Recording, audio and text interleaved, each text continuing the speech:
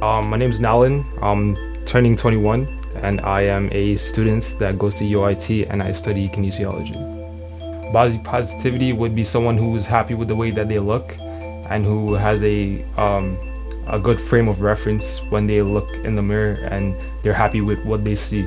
For someone who's struggling with body confidence, I would say that you need to basically make a list of the things that are bothering you about your body, and then spend time actively reflecting on the things that are making you feel bad, and then spend time working on it, so then once you start working on it, you're not going to feel like anxious anymore about your body. Bodybuilding positively impacted my life because it was something that provided structure and routine, whereas in life different things happen, you go through different trials and errors, but I could say that bodybuilding was one of those things that always stayed like it was always that one stable thing that I could look back on. Like, let's say I failed a test or something, let's say I did badly on like a science test or something, I knew that I could go to the gym. It was something that could cheer me up, and watching myself grow stronger, it was one of those things that it gave me a feeling of progressing in the world. Going out with my friends, it was something that my friends could do together. We could talk about the exercises that we do. We could talk about the what we were working on next. Let's say we were working on getting a stronger bench, for example. We could talk about that.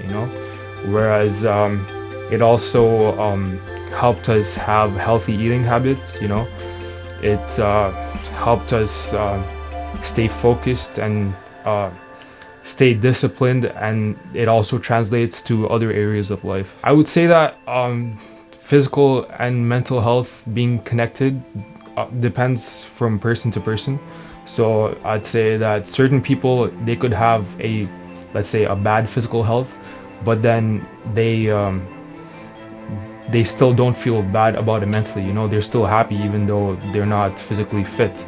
Whereas someone could be really physically fit, but then mentally they're not aware of that, and they might have something else that's triggering them to not feel so good. So I think that really depends on the person. And let's say you're a person who really cares about your physical health, then it needs to be good so that you can feel good about it, and then you can also feel good about the other things that happen in your life. I'd say it's hard for people to open up about body positivity because of there's basically like a stigma against it, that you shouldn't talk about it, and that stigma is the reason many people feel like they can't come forward about how they think about their body and the positive and negative beliefs they might have about their own body. So in order to tackle that, we must first give permission to make it okay to talk about these things.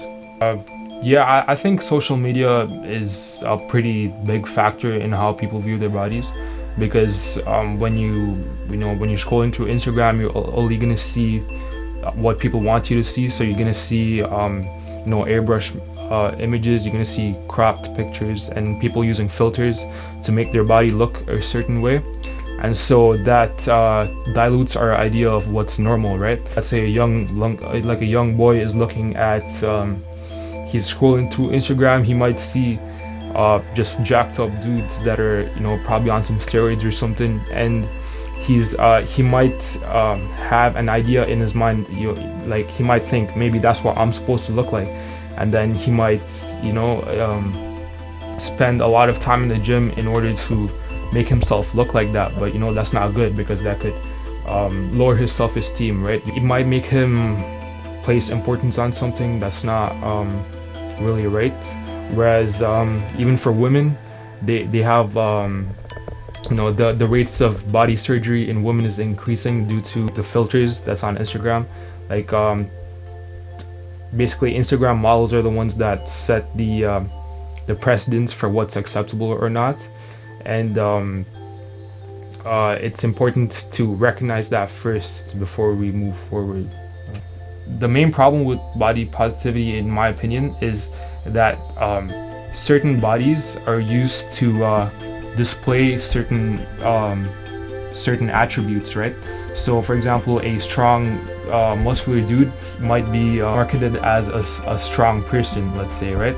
So in order to change that, we would have to change the definition of what is constituted as strong, right? So maybe you put someone like a regular looking guy as a let's say like a superhero, you know, you maybe make an average looking girl, so someone who's in a lead role for like a movie, you know. You have to make it okay for people of all shapes and sizes to display any uh, positive attributes like strength, courage, beauty, etc.